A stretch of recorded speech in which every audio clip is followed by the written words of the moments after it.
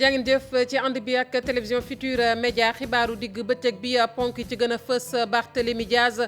di janook procureur de la république tey jii gannaaw nag kàddu ñu jàpp ni yu ñagas la mu yëkkati woon ko moom maire bu Mermoz Sacré-Cœur la nu kaa tuumaal nag mooy kàddu yoo xamante ni tegginewul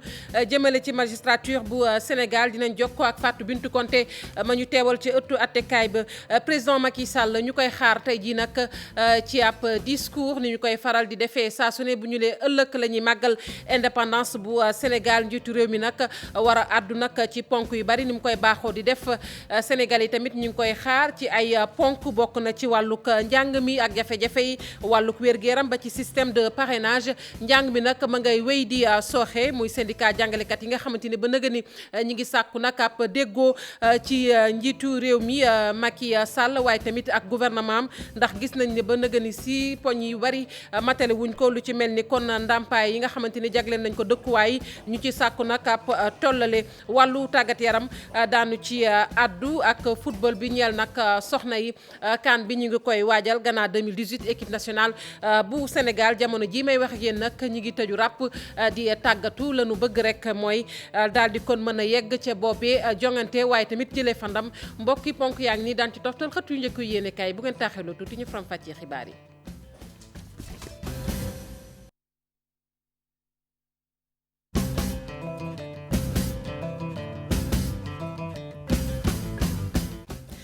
daleen ak jàmm ci xibaaru digg bëccëg bi ñu tàmbali ko ak Barthélémy Diaz mi nga xamante ne nii mi ngi janoo ak procureur de la république gannaaw nag kàddu yi nga xamante ne nii yëkkati na ko moom maire bu Mermoz Sacré-Cœur lu toll nag ci ñeenti fan mi ngi nii mu nekkoon ci garde à vue. Fatou Bintou Konté la ñuy fekk ji tribunal. Fatou Bintou nuyu naa la. maa ngi lay fay Fatou. maa ngoog Fatou Bintou fu ñu toll ci janoo boobu diggante Barthélémy ak procureur. waaw comme ni nga ko waxee rek Barthélémy jamono ji bi mu ñëwee ay côté midi yu tegal presque fanweeri simili lay doog a yegg si fi nga xam ne moom mooy tribunal régional bu Ndakaaru.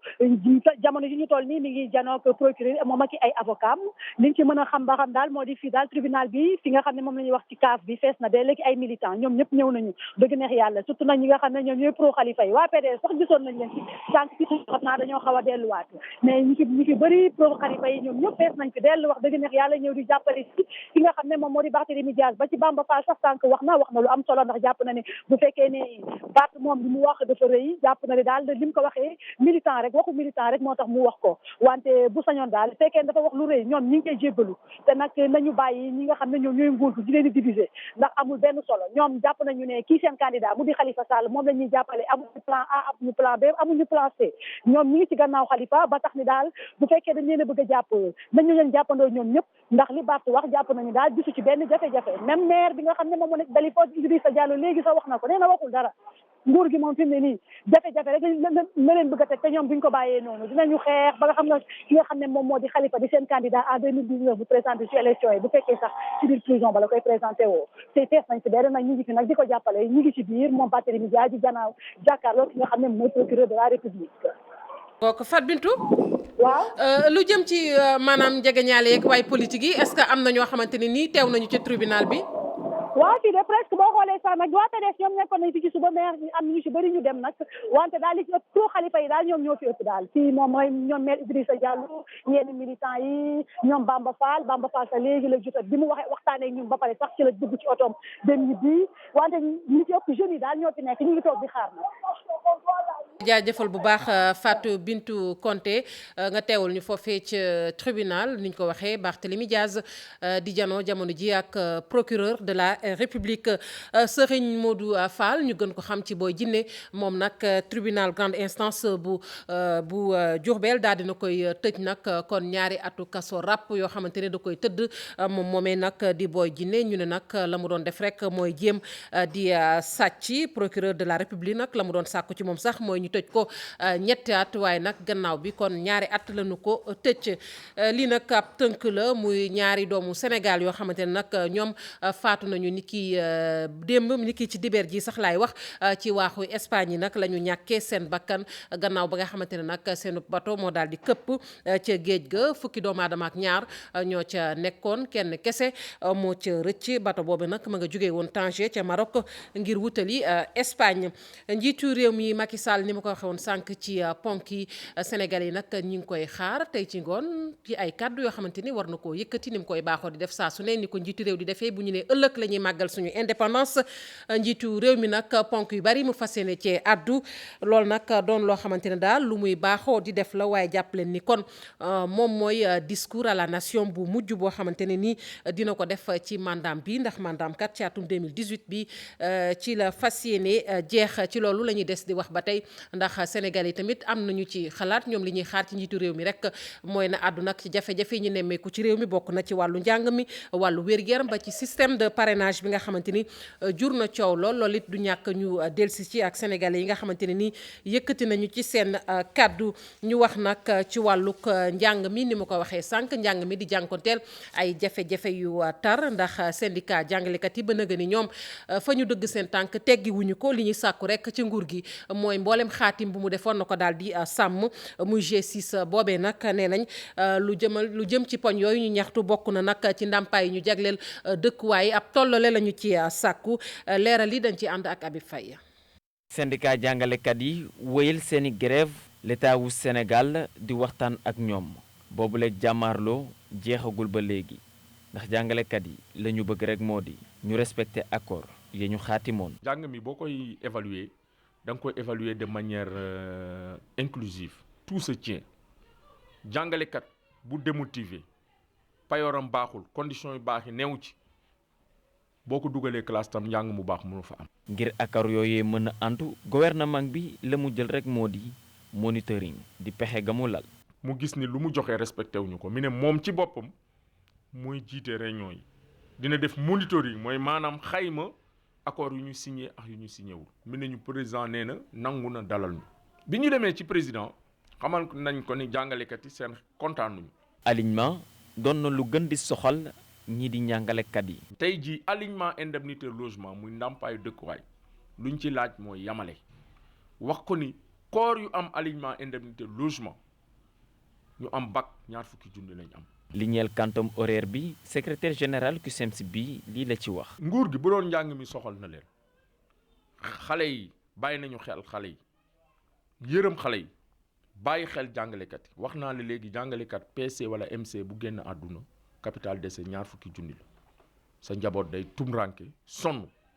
l'état bi bëgg laataa ñuy jeexal feetu pag yi xolu njàngalekat yi sedd waaye G6 ñoom fa ñu taxaw ba léegi jóge wuñu fa te la ñu sàkku rek moo di ñu respecté accord yi ñu xaatimoon lii di indemnité de logement bu jàngalekat yi loolee moo leen féewale. ñu àddu ci juróomeelu ndaje bi nga xamante ne nag directeur ak commandant yu bokk ci mbootaay gi nga xamante ni moom moo ëmb gendarmerie yi nekk ci Afrique ñoom amal nañu ko ndaje moomee nag tomb bi ren mooy rek fexe ba xeex wàllug terrorisme waaye nag li nga xamante ni moom mooy gendarmerie yi kon bu boobaa lan mooy nekk seen cër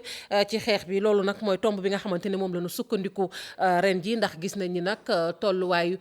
fipp yi jéggi na dayoo kon ni ñuy fexe nag ba gën koo mën a xeex njiitu réew mi Macky Sall ci kàddoom sax moom mi ngi sàkku nag ci gendarmerie féete ci Afrique ñu daal di lëkkaloo ci wàllu woowee ndax lu am solo la général Meïssa Niang moom it teewoon na ca moomee ndaje nee na nag lii dina tax nag gendarme yi ñu gën leen tàggat ci ponk bi dañ ci ànd ak Pape Fara Ñing. wàllu terrorisme moom la ñuy waxtaanee nag ci juróomeelu conférence mbootaay ñii di gendarme yi nekk ci diwaanu Afrique ngir xeex ko xeex bu mucc ayib nag ci cong yi nga xam ne nemmeeku nañ ko ci dénd bi faaw bu baax ñu boole seen doole rawatina waaye takk der yi seen mbootaay bi di OGA nag ñu war cee sukkandiku ngir mën a fay ko fii ci déndu Afrique. La coopération est impérative pour nos gendarmeries si l'on veut conjurer et circonscrire. wàllu lëkkaloo ci gendarmerie nag mënut a ñàkk ngir xeex li nga xam ne moo nekk wàllu terrorisme ci noonu nag coopération bu am doole am solo nag xàccandoo dóorandoo la ñu war a am bu ko defee lépp loo xam ne nekk na ci défi ñu daal di koy relever ci ni mu gën a baaxee suñ ko deful nag ba moytul ñun ñëpp suñu dëkk yi ñii di terroristes yi dinañ leen sonal nasaxal leen. naam défi bu rëy la ngir ñu xeex ko waaye jamono ji wàllu terrorisme ni mu amee doole ak ni nga xam ne noonu la ñuy dalee ci kaw nit ñi faaw ñu méngale suñu xeex ak ni nga xam ne noonu la ñuy songee. L'ampleur de la menace, le doute tolluwaay bi ak dayo bi nga xam ne jamono ji xoxatalu terroriste yi toll na ci looloo tax nag ñu war a xoolaat bu baax a baax ni nga xam ne noonu la ñuy fippoo mën a xeex ak ñoom loolu nag faaw nguur yi daal di boole seen doole ngir xeex nag li nu mel te lii nag dafay nasaxal nguur nasaxal wàllu koom-koom ndaw yi naka noonu suñu démocratie ak tamit dëkk bi li nga xam ne noonu lay amee dal. La stabilité de nos États. njiitu réew mi jàpp ne li ci gën a am solo moo nekk wàllu ci ay xibaar te faaw ñu daal di boole yooyu xibaar ngeen mun ko xeex. Et sous ce rapport, l'intensification de la ci wàllu woowu faaw nag ñi nga xam ne ñoo nekk dëkk yi di weccoo lii di ay information wàllu renseignement ci gendarmerie ci wàllu police ak ñi nga xam ne ñoom ñoo yor wàllu yoon ci dëkk yi loolu daal laa gis ne bis bu ñu ko defee dinañ mën a xeex bu baax a baax ak lii di wàllu terrorisme. contre le terrorisme et ses velléités d'expansion. ay gannaaw ba ñu ubbee li nga xam ne moo nekk bile waxtaan njiitu réew mi nag wéet ak ñi nga xam ne ñoo yor wàllu sécurité ci dendu Afrique te bokk ci mbootaay bi gendarmerie bu française nag ñoom ñoo nekk invité d'honneur ci juróomeelu conférence bu OGA bi. conseiller nekk ca commune bu Jalambéré nekk nag ca département bu Kolda ñoom seenub maire nag lañ joxañ baaraamu tuuma ci yorinu commune boobee dem nañu sax ba ñuy voté budget 2018 ba ñoom conseil yooyu dañoo lànk ne du ca dal ba tax na nag ñuy sàkku daal ñu xoolaat yorin woowu waaye tamit nee nañ commune boobee nañu fa teg ab délégation spéciale maire ba nag ba ñu ko laajee nangul yooyu yàbbi nangu la wax ak taskatu xabaar yi Abdoulaye Diallo. ay conseillers yu commune Jalambéré ñooy tuumal seeni jarafu gox wàllu luubal ay koppar yi askan wi moom loolu waral ñoom ñu daal di bañ voté budget 2018 bu seeni commune. tey dañu am lu ñu nakari dañu am maire boo xamante ni génn na xaalis boobu gisuñu fu ñu ko def ñu dem ci wàllu personnel bi génn na foofu lu war a tolloo 12,160,000 la génn nee na ay personnel la fay te fay boobu bi mu fay. ñun dañu ko xayma lu mu waroon fay personnel bi mu ngi toll ak 2,400,000 loolu la waroon fay personnel bi léegi xaalis bii des 9,760,000 yi ñun xamuñu fan la ko dugal. ci service 702 mu génne foofu xaalis ci équipement divers lu war a tolloog 2,500,000 boobu ñu war a ko jënd ci moulin boobu génnut gisuñu ko puisque ku ma mbëre la ñu waxoon moulin bi gisuñu ko. ñu jógee ci loolu ñu ñëw ci problème irrigation ak forage loolu mu ngi nekk 8 millions. ñooñu 8 millions yooyu tamit ñu seet amul fenn fu mu ko dugal. surpris nous avons été surpris par la conduite. vraiment suñu jarafu gox bi daf ñoo bett en 2015 dañ ko porté woon plainte ngir ay dépenses yu muy wax te duñu dégg waaye suñu plainte bi mujjewul woon fenn te ba léegi moo ngi nii di defaat li ni mel. pour 2015 cette année les mêmes choses se sont répétées. ñoo ngi réclamer nguur gi càmbar ni ñu yoree seeni koppar gox bi ak ñu teg ab délégation spéciale ci seeni bopp commune. budget bi dañ ko bloqué nu ñu bloqué compte administratif yi noonu la ñu rejeté budget bi noonu la ñu rejeté compte administratif yi. parce que koo wóoluwul doo ko denk budget coow li loolu la dañu ko wóolutul ñun dañu ñaan président dañu ñaan ministre des collectivités locales dañu ñaan autorité bi surtout le sous-préfet moom fekk na ko compte bi ñu koy wax ñoom xam nañu ni compte bi jaarul yoon. dañu war a def délégation spéciale après ñu reconvoquer conseil ñu installé beneen bureau boo xamante ni dina vraiment mun a redresser. biñ ko tàllalee suñu micro pour mu rotal ay kaddu jëmale leen ci tuumal yi ñu koy tuumal jarafu goxu Jalambéré nanguwut a wax ci suñu taataanik ay kaddu. juróom-ñeent dëkk yu nekk ca commune bu Ngoundiane ñoo wàcc ca mbedd ya di ñaxtu li ko waral nag nee nañ forage seeni forage la ñu bëgg a jël nag teg ko ci ay loxoy privé te ñoom duñu ko nangu benn yoon bu ko weesoo tamit ñu ne ña ngay jànkonteel ay jafe-jafe ci wàllu ndox ba tey dem nañu sax ba ne ndox ma dana koy yokk Cheikh Anta Diop Sey la tiira ci penc mi foofee lañu ko dooree ñi nga xamante ne sax ñoom la ñuy wax ne ñooy boroom xam-xam yi dëkk ci dëkk bi ñëw nañu fii ci garab gu mag gi nga xamante ne nee nañ cosaan la doon fi def ñaan nit ñi génn. ñu ngi ko créé depuis 1902 te bokk na si dëkk yi gën a rëy si commune Diossong waaw te dañoo am problème yu bëree ndax dëkk bu demee bu toll ni Kéba haute tension yaa ngi koy gis mu ngi tiim suñu dëkk bi waaw chaque ziar ñu ngi am événement bu toll nii soxla nañ courant ndox boo xoolee ba léegi ay puits si la ñuy root courant amuñ ko loolu yëpp bëgg nañ ko aussi affaire santé aussi benn kaas lañu am te fonctionnel wul bëgg nañ état bi mu jàppale ñu si daal waaw wax dëgg yàlla suñu jigéen ñi ba léegi dañuy root amuñ santé wax dëgg yàlla daal bëgg nañ ko ñu si jàppale daal ñu ngi si lancé appel nag à toutes les autorités locales plus particulièrement au président de la République. mu mel ni nag jigéen yi ñooy gën a am jafe-jafe ci situation bi dëkk bi nekkee. te ñun jigéen ñi Kébémer dañoo sonn mënuñoo bokk ci benn activité ndax root mi ba léegi ñun ñoo des ci teen dëkk yu ndaw yi ñu wër yëpp am nañu ay robinet waaye ñun ñi suñu dëkk bi amul robinet te suñu dëkk bi fi mu place ci Carrefour la place dëkk boo bëgg a dem fii ngay wàcc dëkk yi nga xam ne am nañ courant yëpp haute tension bi fii lañ ko jëlee te ñun suñu dëkk bi amul courant nañ ñu jàppale ñu am robinet ndax ñu mën a def ay activité bokk ci. amuñu poste de santé case de santé bi daanaka tur la kese moo tax bu ñu buggee mucc ay coono la ñuy jànkonteel ndax dañuy def lu jege kon fukki kilomètres. des fois ñu am doom ci yoon bi pour ñu dem Diossong xam nga Diossong nekkul ci kaw tali bi il faut ñu jàdd dem ba ci àll bi dugg ci àll bi waaw te ñun fii ñu ngi am case de santé ñu bëggoon nag ku ñu ko defal poste de santé. waaw loolu tam itteel nañu torop ñun jigéen ñi. Kébémer nag daanaka ñu fi yeewoo mot nañu junni doomu aadama ak genn wàll ñoo ko sanc nag ci atum 1902 askan wi sax profité wàll ci ziara annuelle buñ doon amal pour xamal nguur yi seen jafe-jafe yi la ñu ne. waxoon nañu ko sànq ak njiitu réew mi Macky Sall mi ñuy xaar tey ci ngoon nag ci ab discours di kàddu yoo xamante ne war na ko yëkkati jëmale ci askanu Sénégal askan woowee nag nu ko ñenn ñi gisee discours ba bokk na nag ci mu àddu ci ay ponk yoo xamante ne ay jafe-jafe la ci réew mi wàllu njàng mi wàllu wér-gi-yaram ba ci système de parrainage bi ñuy coow ñu teewlu seen i kàddu ci micro Cheikh Diop. discours bi comme niñ ko waxee rek comme le président Macky Sall mooy suñu président ñun ñëpp c'est le président du Sénégal. te Sénégal instant bi mu ngi ci période boo xam ni mu ngi parcourir ay tensions yoo xam ni liggéeykatu Sénégal yi ñu ngi koy amal donc je m'attends à ce que mu wax ak ñoom waxtaan ak ñoom jéem leen a wax loo xam ni tee na seen dal na seen xel pour ñu mën a arrêter tensions yooyu noonu yi nga xam ne ñu ngi koy def notamment grève yi ak yenn arrêt liggéey yi nga xam ne ñu ngi koy def. dañu waxoon ne retraités yi dañ leen di yokkal seen salaire yi mois de janvier boobu léegi gisuñu dara te ñu bari dee nañ ci diggante bi. waaw lu mat ñaar fukk ak juróomi retraité dee nañu di xaar seen augmentation ba tey amuñu ko. donc tey li may xaar mooy Sénégal jamono bi may wax ak yéen lu ñuy wax insécurité mi ngi fiy régné surtout nag dafa gën a laal xale yi te xale yi dafa sensible waaye ñaareel bi tey li war a li jàpp ñëpp jàpp ne war naa mën a taal dëkk moom mooy question parrainage. lii soxal askan bi mooy effectivement am condition de vie meilleure am benn. level ba nga xam ne tey ku xool démb xool tey xam ne am na différence. en ce qui concerne logement yi maanaam mooy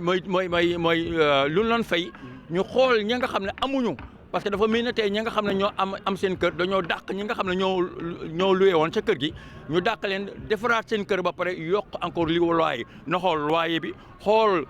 bu mu fàtte enseignement bi. enseignement bi bu mu fàtte waa université. ñu ngi xaar président de la république son excellence Macky Sall par wax ci njàngum élèves yi ak indemnité de logement profit et aussi parle de la santé aussi et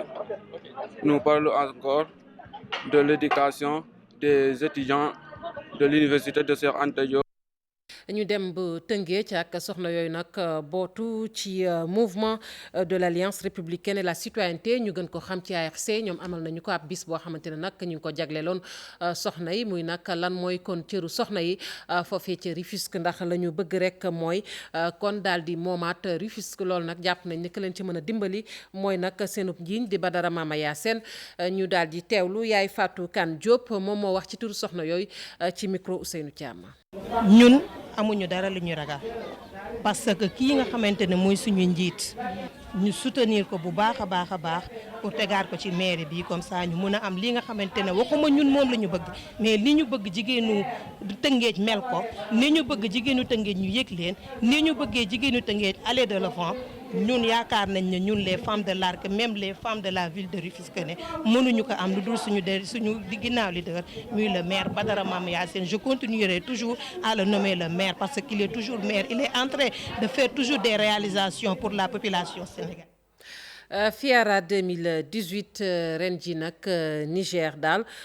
moom jàpp nañ ni nag kon taxawaayam ci FIARA boobee am na doole ndax ñëw na nag ak jur yu am solo lu toll ci juróom-ñetti téeméer ak ñaar fukk ci gàtt yoo xamante ne nii indi na ko ci wàllug béy ci wàllug xar naka noonu ñu gis na nag lu am solo la ndax ñi nga xamante ne sax ay ndaw lañu fekk baax fii ci Sénégal ñoom it gis nañu seen bopp ci FIARA boobee Cheikh Tidiane Dione lañ ci àndal. FIARA atum 2018 mu nekk barab yi nga xamante ne daanaka mun nañ ne exposant yëpp fii lañ joxe lii di rendez-vous ñii daal di ñëw indi seen i produits ña ca des daal di indi lii di seen i marchandises. caakiri maïs caakiri mil sànqal ak li nga xamante ne mooy laaxu ngurbaan laaxu ngurbaan nag dafa baax pour ñi nga xamante ne la xale yu ndaw lan ak mag ñi nga xamante ne mënuñu lekk bu diis. saabu mbër boobu fi nag dafa jóg pour faj ndoxu siti yaram buy xasal picc tache du góomu xale yi nettoyer sa yaram ba mu set te du ci bàyyi benn gàkk-gàkk wala muy changer teint du xeesal. ñu ngi jaay géej beurre yéet poisson fumé ak géej yas quoi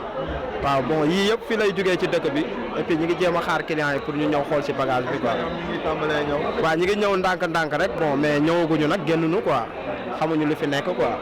dañoo war a xam li nekk fii ñëw visiter affaire yi. parce que géej beurre ñu ngi koy jaayee ci marché yi ay 4500 5000 mais ñun moom xoolal original beurre bi lañ lay jox 4000 quoi. ci beneen wàll ba am na ñoo xam ne dañoo ñëw nag ngir daal di may loxo ñi nga xam ne nag ñoom ñooy yëngatu ci lii di secteur informel bi mu daal di nekk groupe jeune boo xam ne li ko tax a jóg moom mooy daal di wan ñi nees def bu mën a jaay seen produit ak nees def ba mun ko yóbbu fépp ci réew mi. fii lieu d'exposition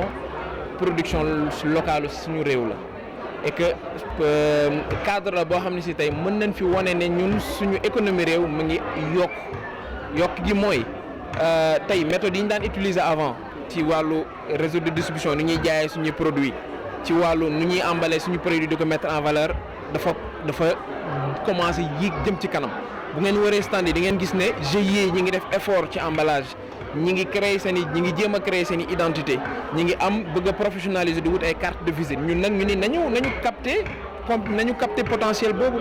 nañu former ndaw yi ci li nga xam ne si moom la seen gox soxla dëgg-dëgg. FIARA nekkul rek ñi jënd ak jaay waaye tamit am na ñeneen ñoo xam dañuy ñëw di ci participer niki ren ñi nag ni mi ko waat nañu ci biir édition bi ñi nga xam ne nag ñoom ñooy nigériens yi nga xam ne ñoom ñu ngi bàyyeekoo seen réew daal di indi lii di seen i mala. Nous avons amené ce qu'on appelle notre spécialité. ñu ne dañoo ñëw ak suñu spécialité ndax ñëpp xam nañ ne bëy yi suñu réew rek la am lu ñuy wax chèvre rousse su loolu weesoo indi nañ tamit ay balami ñeneen ñi gën ko xam ci turu azawat loolu yëpp suñu réew la cosaanoo juróom-ñaar lañ ci ay groupe yoo xam ne ñoom ñoo daal di ñëw ci FIARA bi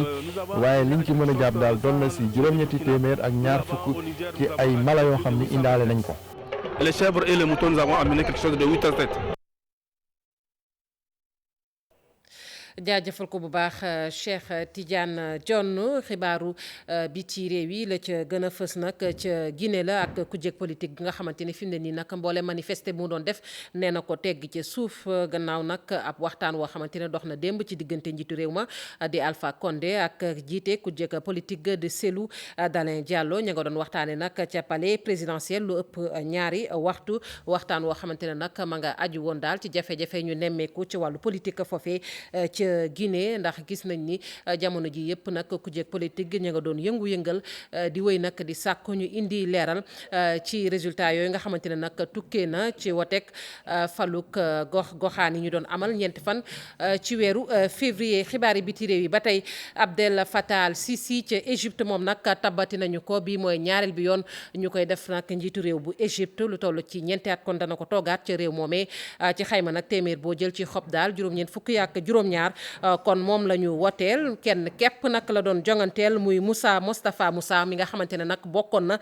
ci partem waaye nag ñenn ci kujjeeg politique gi dañoo jàppee wote yooyu ay caaxaan ci seetlu moom moomee daal si sax mbootaay yi nga xamante ne ñoom ñoo féete ci àdduna bi tey xeex ngir kaarange ak yelleefu doomu aadama dañu ko nag yàgg a joxoñ baaraam ne nag dafay jalgati li nga xamante ne rek moom mooy liberté doomu aadama ndax foofee ca Égypte bari nañu fare ci kujje gi moom moomee mu jël leen nag ne leen ràpp ci kaso bi. dañuy daal di nag yegg si ci xibaaru tàggat yaram yi ak ni ñu ko waxee woon nag ñeel nag Coupe d'Afrique bi nga xamante ne nii ñu ngi koy amal ci wàllu football ci soxna yi Ghana 2018 équipe nationale bu Sénégal nag fi mu ne ñu ngi tëju di tàggatu ndam képp nag la ñu bëgg nañ daal bu ñu yeggee ca jongante boobee ñu daal di jàll ba tey ci qualification bu ñu ci jógee nag fas yéene rek am ndam ci jongante boobee Sidaat Sarr moom mooy entraîneur sunu gaynde yi dinañ ci dellusiwaat ak Pape Fara Ñing ñu ànd yër bu dee naxat yu njëkk yu yéenekaay yi ginnaaw daanub juróomi ati kaso yi dal ci kawam observateur xëy tey di waxtaanee lu mën a nekk ñeel maire bu ndakaaru di ab toxale ci kaso bu Rebeuss jëm fu mel ni ca Liberté 6 camp pénal ca Koutal ca diwaanu Saloum wala Kédougou kilifteefal kaso bi nag ci yéenekaay bu groupe Futurs Médias ne loolee su doon am neb dogal ci direction générale administration pénitentiaire lay bàyyi ko ca bi fii loole nekkagul wax ja li ñu xam rek mooy moom Khalifa Sall moom kenn dëkk jamono yi ca mu ngi ci anam yu baax maître El Hadji Diouf ne waaw nekkagul wax ja ne Khalifa Sall tegagul ko daan bu mënatul a dandooti ay avocat am nañu ba fanweeri fan ngir def appel maître Assane Dioma Ndiaye moom di leeral teg ko ci décret d'application 1681 bi tëral organisme kaso yi ne képp koo xamante teg nañ la daan bu ëpp ñaari ati kaso sab toxale ci beneen kaso réew mi force la Khalifa Sall nag ak lu ko mën di dal bu mu ko mitti suñu sukkandikoo ci kàddu yi professeur Abdoulaye Bathily ndax du sàcc bu der ba yàqu atte bi ci gis-gisu professeur Bathily ci Sud Quotidien dara du ca yoon mu ne politique kese la yoon dañu ko caa jëfandikoo nepp xusma ñàpp di instrumentaliser professeur ne président Macky Sall ci boppam xamoon na bu baax ni caisse d'avance bi doxe te mu ne waxoon na ko moom président ne mbir mi di jàpp Khalifa Sall du lu baax ci Sénégal nag pexe yoo mën a gis nguur tëral ko pexe yooyee bëgg-bëggu askanu lëmm di volonté populaire day ñëw falaxe ko professeur Bathily yamu ca ndax ci wàllu parrainage gi jëm ci présidentielle 2019 mu ne dara du ca démocratie maître Mame Adama Gueye di ko feelu ba tey ak Sud Quotidien moom président Sénégal bu bees ne république bi ci boppam moo ne ci danger professeur Abdoulaye Bathily ci Le Quotidien jenn wax ji la yëkkati atteb Khalifa Sall ci njëlbeen mu ne ba ni mu jeexee lépp politique ko lal Vox Populi ne professeur Bathily mu ngay yokk nag ci xar mi karaw mu nga naan ci yéenekaay bi Sénégal mu ngi ci situation bu doy waar te mbirum caisse d'avance bi ñëpp xamoon nañ nam daa doxee maire ya fi woon yëpp jaar nañu wax lu di mel te ci ay bés bu njëkk bi ñu jàppee Khalifa Sall moom waxoon na président Sall ne ko mbir mi du lu baax ci nataal ci taaru démocratie Sénégal justice bi ci boppam nag professeur Bathily gis ne bépp métier ci réew mi dafa am bànqaas yu ci fënax yéenekaay bi di réew mi moom gis ne quand ñi farek président Macky Sall seen toogaay jekkul jamono yi ak kàddu yu professeur Bathily URD teg cay sàkkuk njëggal ci président jëm ci Khalifa Sall akub juboo diggante Tanor ak Khalifa Benno Bokk Yaakaar ba tey ak yéenekaay bi ñoom gis na dara yëf yi yoon ci boppam moo jib lu jëm nag ci justice ci boppam Sénégal maître Moussa Sarr ba tey ak yéenekaay bi di réew mi jàpp ne ci lu jàmp war nañ ko moderniser yeesal justice boobee ndax fii ci Sénégal gis-gis ak jumtukaay ba nu ca gis dafa lal lool ci politique El Hadji Malick Gakou président bu grand parti xëy waxtaan wu yaatu tey ak yéenekaay bi di las amul nag benn yaakaar mu ne ci ñu bàyyi Khalifa Sall ci ay bés bi di ñëw daan wàcc ci mbedd yi mu ne dafi ñaxtoo ki dox ndax nag mu ne ak nguur gii fi ne ñàkk gu law ci ñëpp fa la nu jëmee docteur Cheikh Kanté ci direct info mel ni ku daan ko déet moom El Hadji Malick Gakou ndax moom jëwriñ ji nu dénk plan Sénégal émergent mu ngi ci naan am na firnde ne ak président Macky Sall Sénégal ëllëg gu baax ca wér lay am docteur Cheikh Kanté ne ëllëgu réew mi mu ngi ci plan Sénégal émergent PSE ca message bi dina ko yóbbu fu ne ci réew mi président Macky Sall mu ne dugg na ci taarix ak jéego yi mu defal réew mi ci wàllu koom-koom càmm gi defatul faf jéego daa tëb ne lay jëm ca kanam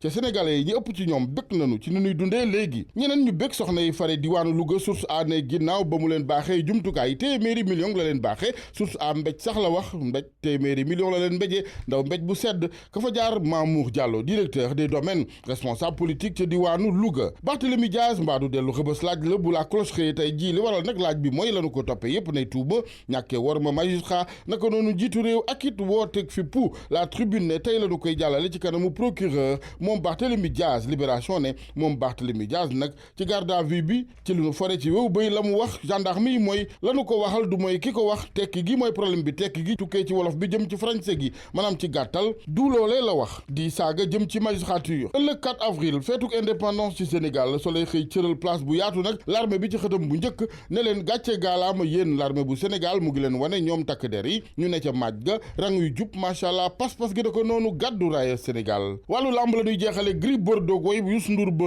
daanu mel ni yaa daan ndax ñaxtu yaag wax jëf fu ne jamono yi Balla Gaye 2 ci Les Échos moom gisu ca ayib nee na c'est normal ndax misaal gi mu ci joxe mooy Brésil bu match niiloon ak Sénégal day ndamu Balla Gaye 2 ci observateur ne da ko doon nag jubanteeki kurpañ bi mu gisee ne sonn na kanam ga neewi fu ne ci la dakkal kurpañ ya Balla Gaye 2 ba tey ak observateur ne fi mu tegi gëtam jamono yi mooy jëlaat couronne bi maanaam raaye buuru arène bu Sénégal sunu lamb ne Balla Gaye 2 ma ngay ndamu de waaye Gris ngay ñaxtu yéenekaay bi xamal ñu sax ne écurie Fass talaata tey ji daanu defab kalaame ci kanamu CNG bi Balla Gaye 2 moom di feetu ma nga ca naan ci diiru fanweeri minute song naa ko boxe ko gañe ko à sport ne Fass perd la face et proteste. jaajëfal ko baax El Hadj Arsène Gueye mbokk yi nit sant nañu leen gërëm leen yéen ñi farewoon ci machine bi ñu jàpp ci xibaar yi bi mu sotti dig daje ci yeneen jotaay xibaar ñu leen di ñaanal kenn dalul jàmm.